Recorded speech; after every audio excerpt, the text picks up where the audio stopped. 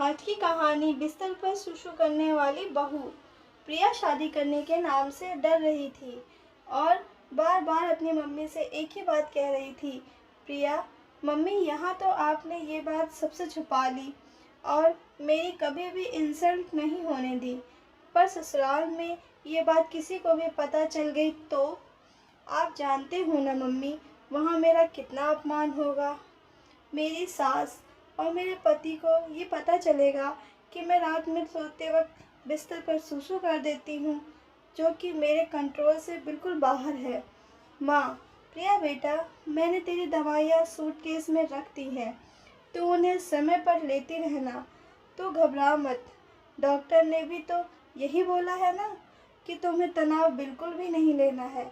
रात को सोने से पहले टॉयलेट करके सोना, तो तुम्हें भी परेशानी नहीं होगी। अपने खाने पीने का ध्यान रखना और सोते समय अपने मोबाइल में आधी रात का अलार्म भी लगा लेना, जैसे यहाँ लगाकर सोती हो। प्रिया उस वक्त माँ की बात को सुन लेती है, पर उसके मन में इस बात को लेकर बहुत डर और घबराहट पैदा हो रही थी। कुछ दिनों बाद प्रिया की शादी हो जाती है और वो अपने ससुराल आ जाती है। कुछ दिन तक प्रिया अपने फ़ोन में अलार्म लगाकर सोती है, तो सब कुछ ठीक चल रहा था। पर एक दिन रवि, प्रिया, अचानक मुझे ऑफिस के काम से बाहर जाना पड़ रहा है, पर मैं 2 दिन में वापस आ जाऊंगा।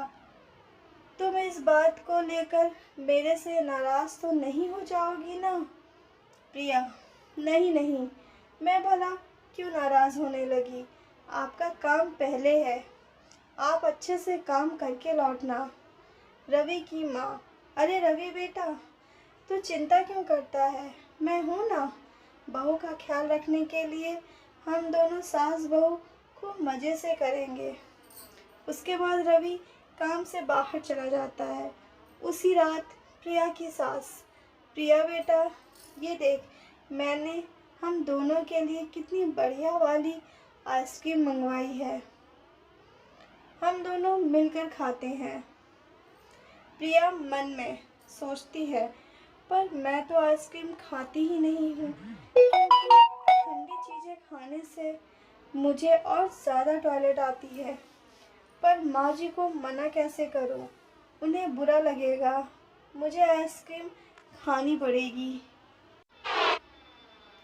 प्रिया की सास, है ना कितनी बढ़िया वाली आइसक्रीम, हमारे यहाँ की मशहूर आइसक्रीम है ये।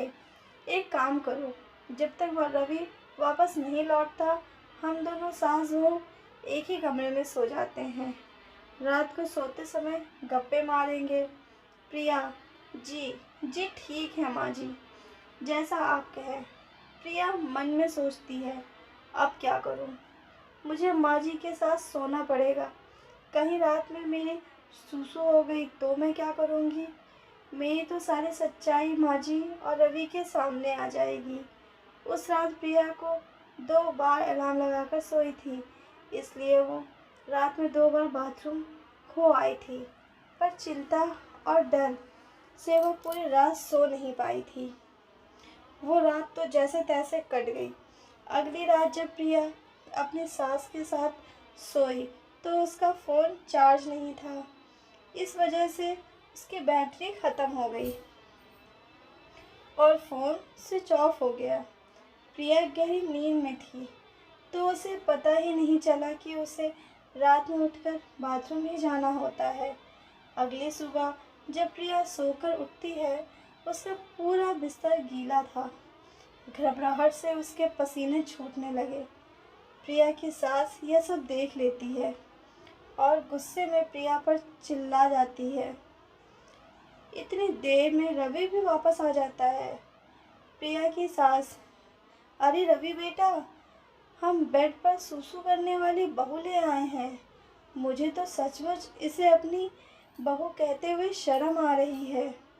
दुनियादारी और समाज में किसी को भी पता चल गया तो सब लोग हम पर हंसेंगे। अब मैं इसका क्या करूं? इसके माँ बाप ने भी हमसे इस बात को छुपाया, और तो और इसने भी हमसे इतनी बड़ी बात छुपा के रखी हुई थी। मुझे तो कुछ समझ में नहीं आ रहा है। मैं तो कहती हूँ इसे अभी के अभी इसकी माँ के घर भेज देते हैं। अब तू ही इससे बात कर। रवि, माँ, मैं ये सब जानता हूँ। मुझे पता है कि प्रिया को रात में बेड पर सुसु करने की आदत है। रवि की माँ, क्या तू ये बात जानता है और तूने ये बात मुझसे छुपाई? आते ही जोरू का गुलाम बन गया है तू। प्रिया मन में, रवि इस बारे में जानते थे, पर इन्होंने मुझसे इस बात के बारे में पूछा भी नहीं और गुस्सा भी नहीं किया। पर रवि को ये बात कैसे पता चली? मैं तो रोज़ अलार्म लगाकर सोती हूँ। रवि की माँ, रवि, माँ, ये बात मुझे उस दिन पता चली जिस रात प्रिया बहुत गहरी नींद में थी। अलार्म मैंने ही बंद किया था। तब मैंने देखा प्रिया के आसपास बिस्तर गीला हो रहा था। मैं उसी वक्त समझ गया था। रवि, प्रिया, तुम्हें याद होगा जब उस दिन तुमने मेरे उठते ही बेडशीट चेंज कर दी ताकि मुझे पता न चले। रवि, माँ, प्रिया की नज़र से सोचो, वह खुद इस आदत से कितनी शर्मसार होती होगी। शायद ये कई रातें सो भी नहीं पाई होगी। माँ, आप जानती हो इस आदत की सबसे बड़ी वजह तनाव है। आप तो खुद कहती हो किसी भी बीमारी की वजह सबसे बड़ी वजह चिंता होती है। और माँ, हम कितनी बीमारियों का शिकार होते हैं और उन्हें ठीक करने के लिए इलाज के साथ साथ हमें अपनों के सहयोग की भी तो ज़रूरत होती है। तभी तभी तो हम बीमारी से लड़कर ठीक हो पाते हैं। माँ, इस वक्त प्रिया जिस जगह खड़ी है, शायद हम दोनों उसका अंदाज़ा भी नहीं लगा सकते। इस वक्त प्रिया को हम दोनों के सहयोग की बहुत ज़रूरत है। अच्छा, मैं एक बात पूछूं? अगर यही आदत मुझ में होती तो फिर तुम क्या करती? मेरे ठीक होने में मेरी मदद करती या फिर मुझ पर गुस्सा करके मुझे घर से निकाल देती? अगर आप प्रिया को इस घर में नहीं रख सकती तो मैं प्रिया को लेकर कहीं और चला जाऊंगा। रवि की बातों को सुनकर प्रिया की आंखों में आंसू आ जाते हैं और वो रो पड़ती है। सचमुच रवि एक अच्छा पति होने के साथ साथ एक अच्छा इंसान भी था। रवि की माँ, मुझे माफ़ कर दे बेटा। तू ये घर छोड़कर चला जाएगा तो मैं किसके सहारे जीऊँगी? रवि की माँ, मुझसे बहुत बड़ी गलती हो गई। प्रिया, मुझे माफ़ कर दे। मुझे तुम्हें समझना चाहिए था, ना कि तुम्हारी कमियों को ढूंढना चाहिए था। एक माँ होकर भी मैं तुम्हारी परेशानी को नहीं समझ पाई। प्रिया, नहीं माँ जी, आप मेरी माँ हो और माँ कभी अपने बच्चों से माफ़ी नहीं मांगती। मैं सचमुच कितनी भाग्यशाली हूँ जो मुझे पति के रूप में रवि और माँ के रूप में आप मिले हो। प्रिया अपनी सास के गले लग जाती है।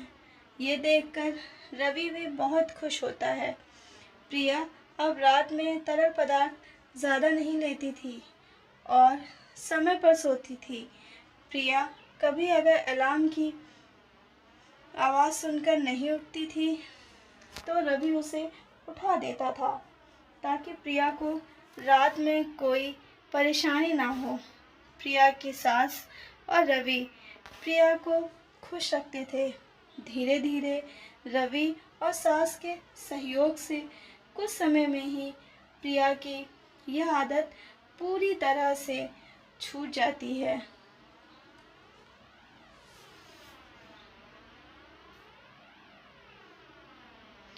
आज की ये खास और मज़ेदार कहानी आपको कैसी लगी? नीचे कमेंट में ज़रूर बताइएगा और अगर हमारे चैनल पर नए हैं तो चैनल को सब्सक्राइब ज़रूर करिएगा। मिलते हैं किसी और नई मज़ेदार कहानी के साथ। तब तक आप सब अपना ध्यान रखिए।